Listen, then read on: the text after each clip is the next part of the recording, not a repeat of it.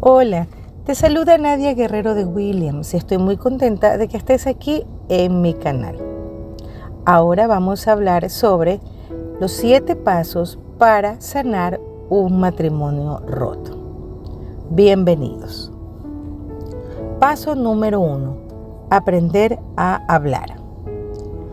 ¿Cómo olvidar la primera vez que dije un te amo a mi esposo? El pronunciar esas dulces palabras provocaron en él una emoción tal que con ojos llorosos de alegría me respondió a la par con un yo también te amo. ¡Wow! ¡Qué bien se siente! Escuchar esas palabras fue recibir un alimento directo para mi alma. Yo rebosaba de alegría. Fui la persona más bendecida y sentí que él literalmente me había dado vida. Una de las lecciones que nos da el matrimonio es la de aprender a hablar. No que no sepamos pronunciar bien las palabras o expresarlas con prolija sintaxis. No se trata de lo técnicamente correcto. Más bien se refiere a aprender a hablar desde el corazón, con conocimiento del poder y la responsabilidad que implica. ¿Sabías que Proverbios capítulo 18, versículo 21 dice: la lengua tiene poder para dar vida y para quitarla? Los que no paran de hablar sufren las consecuencias. Es increíble. Con nuestras palabras tenemos el poder de dar vida a nuestra pareja cuando la animamos, levantamos, bendecimos o le hablamos con la verdad. Lamentablemente, también podemos quitar vida. Hoy en día, preocupaciones de toda índole sumadas a la rutina diaria terminan por llenarnos de amargura y menoscaban nuestra comunicación matrimonial. Así nos pasó años después, cuando los problemas financieros, familiares, de conexión y de trabajo se fueron acumulando por no haber hablado de ellos en el momento oportuno, hasta que un día cualquiera, motivado por una pequeña e insignificante diferencia, comenzó la pelea más grande que tuvimos. Fue una matanza emocional de igual a igual. Si yo le daba un golpe, él también. Si él me acuchillaba, yo también. Lanzamos disparos y por último bombas de hidrógeno de 50 megatones. Es decir, salieron de nuestras bocas palabras dañinas que nos quitaron vida. Ya no te amo. Definitivamente quedamos en terapia intensiva emocionalmente. Habíamos hecho todo lo que Dios nos mandó a no hacer.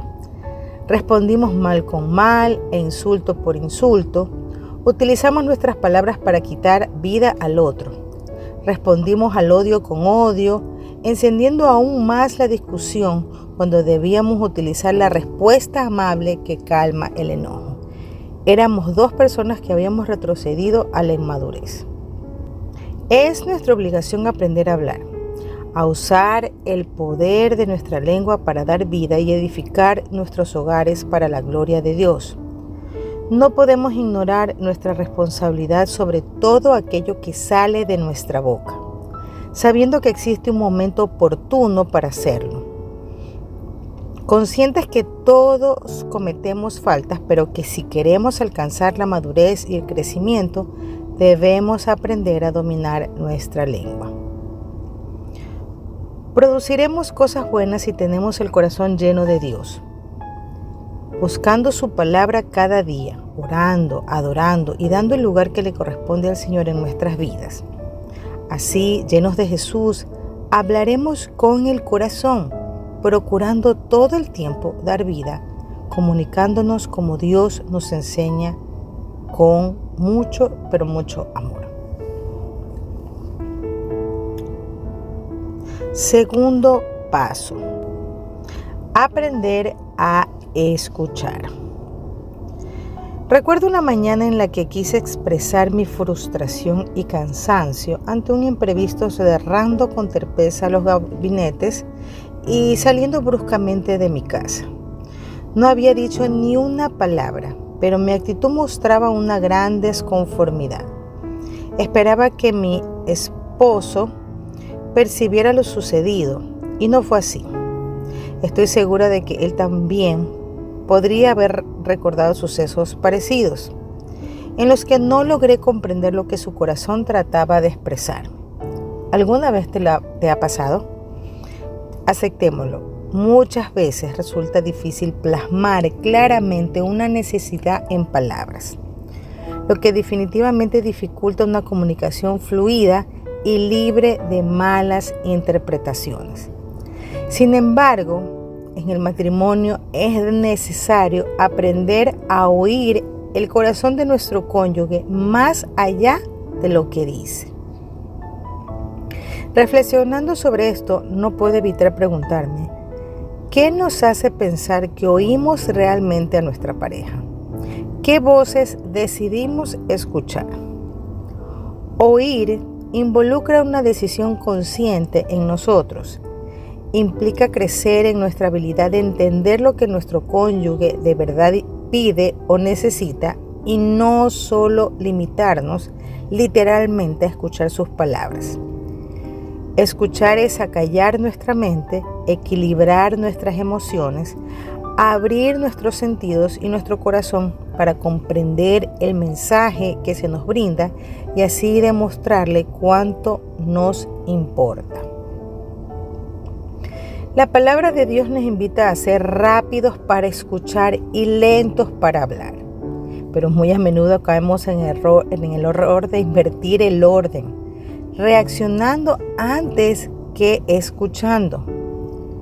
Para lograr escucharnos debemos ser intencionales en adoptar ciertas actitudes, como elegir con cuidado nuestras palabras y reducir el ritmo acelerado al hablar.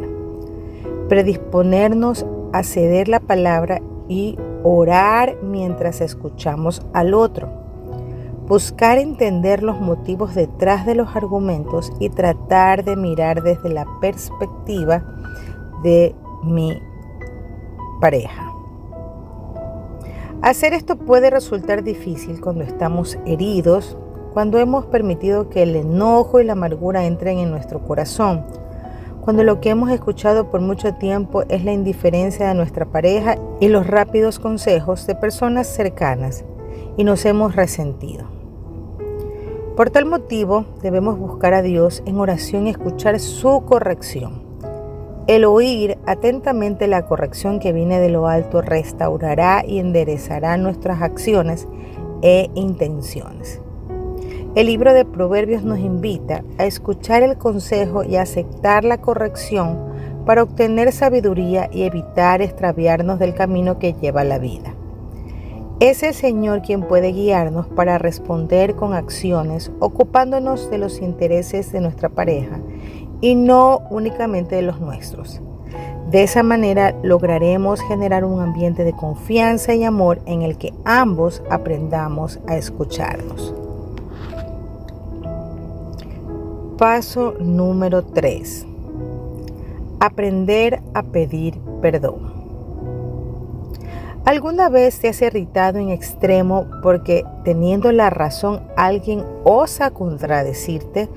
¿O te ha sucedido que habiendo protestado de algo, te diste cuenta que estabas equivocado? Pues bien, advertir un error es una experiencia de aprendizaje, mientras que no asumir una equivocación es un obstáculo para tu crecimiento y madurez espiritual.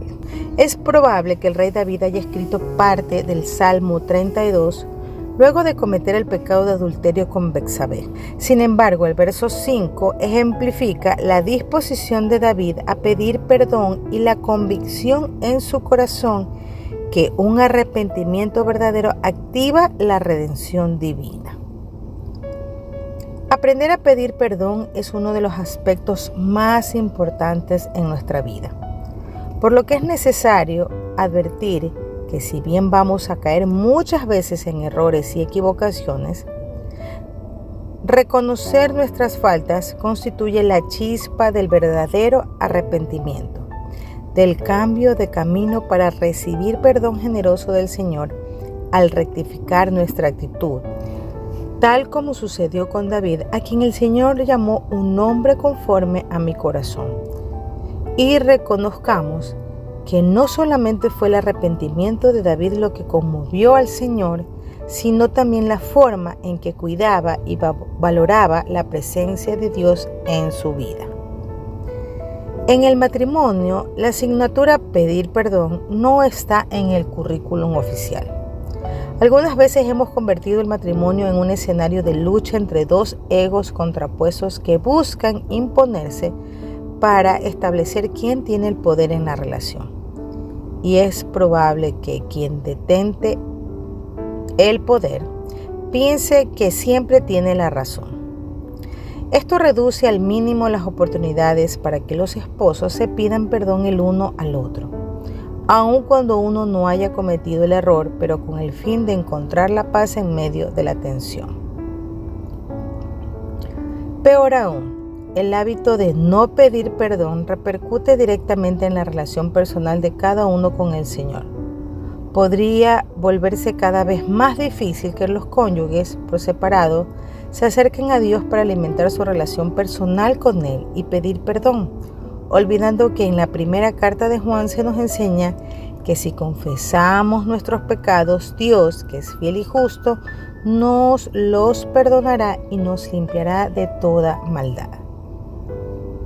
Para superar el escenario de confrontación entre dos egos contrapuestos en el matrimonio, es importante tomar muy en cuenta lo que la palabra enseña sobre esta unión, desde la perspectiva del Señor.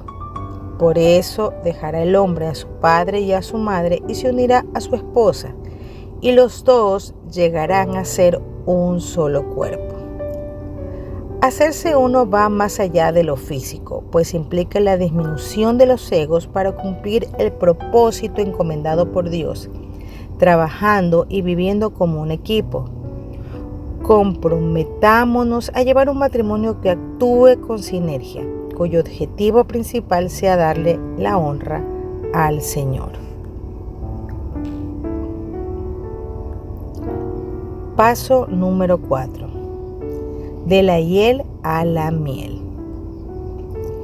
Existen muchas teorías sobre el origen del concepto luna de miel. Una de ellas habla de una tradición de la miel como símbolo del casamiento, por tratarse de un alimento incorruptible que se vuelve mucho más dulce a medida que transcurre el tiempo. Una metáfora perfecta del ideal de matrimonio. No obstante, muchos matrimonios al terminar la fase de luna de miel y enfrentar la vida conyugal como tal, se ven expuestos a conflictos, problemas y preocupaciones propios de la convivencia de pareja, y la miel poco a poco se va tornando en hiel. ¿Por qué sucede esto? ¿Cómo puede algo tan dulce tornarse en algo amargo y doloroso? Al entrelazarse dos personas imperfectas, dos historias distintas, cada una con sus propias heridas y conflictos internos, es natural que surjan problemas, desacuerdos, malentendidos, fruto de palabras y actitudes que hieren, sean estas intencionales o no. También pueden aparecer conflictos de intereses, incluso sueños competitivos. En este contexto es inevitable que en algún momento llegue la crisis. Dependerá de cómo se le enfrente para que se traduzca en un crecimiento del matrimonio o en un estancamiento del mismo. Incluso, algunas veces podría tristemente llegar a la disolución del vínculo. Ante esto, tenemos que tomar una decisión. Por un lado, podemos estancarnos en el dolor, lo que implica dejar que éste nos ciegue hasta conducirnos a la amargura, permitiendo que el resentimiento invada nuestro corazón, manteniendo un archivo mental de las ofensas de nuestro cónyuge. O por el contrario, podemos decidir perdonar y avanzar, priorizando nuestra relación con Dios por encima de nuestros sentimientos. Perdonar es un mandato, no una sugerencia. Entonces, al ser importante mantener nuestra relación con Dios libre de estorbos, en un acto de obediencia, debemos deliberadamente decidir perdonar a nuestro cónyuge aunque no sintamos hacerlo. Efesios capítulo 5 versículo 1 nos dice que los hijos de Dios deben parecerse a Él, y si el Señor nos ha perdonado aún sin merecerlo, podemos imitarlo extendiendo la misma gracia que nuestro Padre extendió sobre nosotros. Cuando perdonamos, también recibiremos perdón. Ahora que comprendemos que perdonar es una decisión y un acto de obediencia, practícala. Únicamente Dios puede transformar el amargo dolor de la ofensa en dulce paz para el corazón a través del perdón, y de esta forma vivir libres sin resentimientos. Toma un tiempo para examinar algo que no quieres perdonar a tu cónyuge porque no sientes que debas hacerlo. ¿Qué decisión vas a tomar hoy? Paso número 5.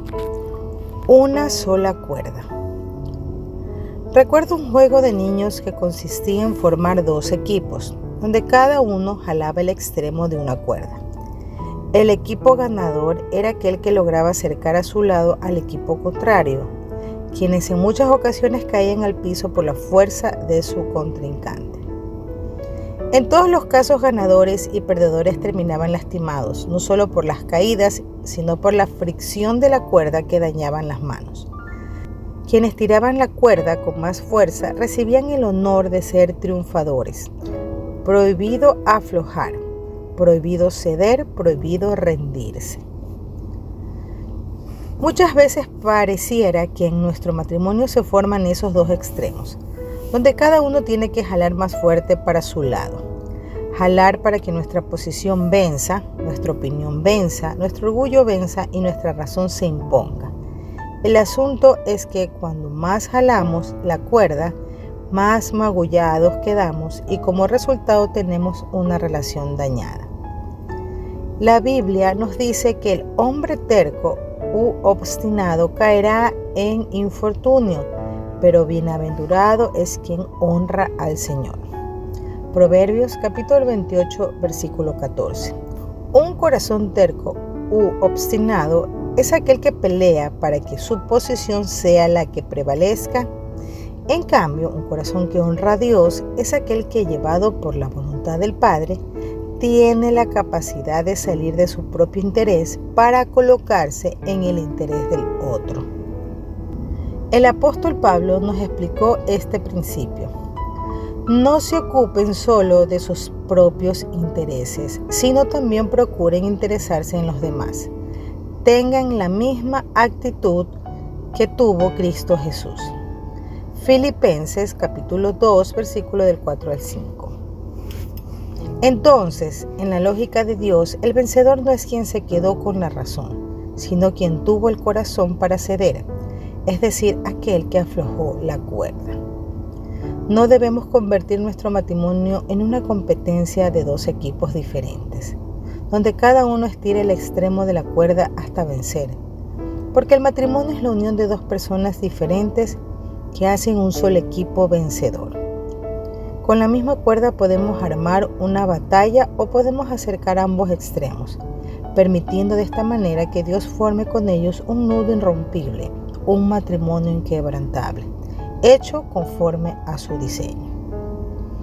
Ese diseño consiste en que las parejas se conviertan en una sola carne, un solo equipo viviendo, creciendo y trabajando juntos en armonía.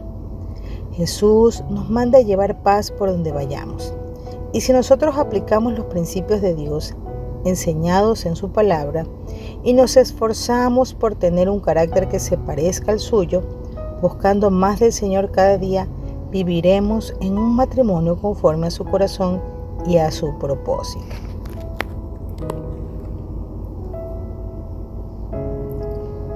Paso 6. Aprender a soñar juntos. Parece algo monumental, algo muy difícil, el pretender soñar junto a tu pareja cuando las cosas se han roto en el matrimonio. En mis muchos años de ministerio me ha tocado conversar con decenas de parejas que han visto sus sueños irse como agua entre las manos, nada menos que por causa de su matrimonio. La mayor parte de las personas se casan llenas de esperanzas, Sueños, metas y proyectos forman parte del bagaje que los novios traen al altar. Tristemente, mucho de eso se pierde en la convivencia. La rutina y los afanes de la vida parecen conspirar contra toda esa inspiración inicial. Casi puedo oírte decir, ¿cómo soñar juntos si ni siquiera sueños personales me quedan? Te entiendo y en lo natural parece imposible, pero para Dios nada está perdido. Es especialista en buscar y encontrar lo que se ha extraviado. Aprender a soñar juntos comienza por tener comunión con Dios, primero de forma individual, pero luego de forma conjunta. Dios potenciará en la pareja lo que cada uno haga en lo personal. El apóstol Juan nos enseña en su primera carta que podemos confiar en que si pedimos algo conforme a la voluntad de Dios, Él nos responderá con su favor. Dios es el autor del matrimonio. Eso quiere decir que Él está más que dispuesto a responder a aquellas cosas que pidamos, que sirvan para fortalecer e impulsar nuestra vida de pareja. ¿Oras con tu cónyuge? No debería ser extraño ni difícil. Confieso que a mi esposo y a mí nos tomó muchos años adquirir ese buen hábito, pero también te puedo testificar que no es imposible. Comienza por tomar la decisión de hacerlo. Ponte de acuerdo con tu pareja y sigue estos simples consejos. 1. Que la oración sea corta. No está mal orar mucho, pero si quieren adquirir el buen hábito, quítense la presión de una oración extendida. 2. Que la oración sea persistente. Elijan un momento del día y manténganlo cada día. 3. Si dejaron de orar un día, no dejen de hacerlo 2 días seguidos. Siempre retomen ese tiempo de oración. El profeta Habacuc nos enseña que deberíamos anotar aquellas cosas que Dios nos muestra o promete. Una buena idea para aprender a soñar juntos es que lleven un registro de las cosas que piden en oración. En un tiempo, al volver a leer esos sueños y esas peticiones, ambos se sorprenderán de la manera en que Dios responde y cómo mucho de lo que era preocupante luego queda como una prueba del poder de Dios obrando en favor de sus hijos. Dios puede hacer mucho más de lo que pedimos o pensamos. Él tiene pensamientos de bien para nosotros y promete dejarnos encontrar cada vez que le busquemos con todo nuestro corazón.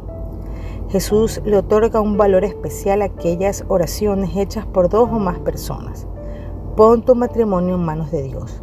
Pon tus sueños y tus propósitos en Él y jamás sufrirás una decepción. Paso número 7. Y vivieron felices para siempre. ¿Recuerdas las películas de niños donde su final prometía un vivieron felices para siempre cuando los protagonistas se casaban? Pues yo sí. Y también escuché muchas críticas a este final, como si ser felices por siempre fuese un mito.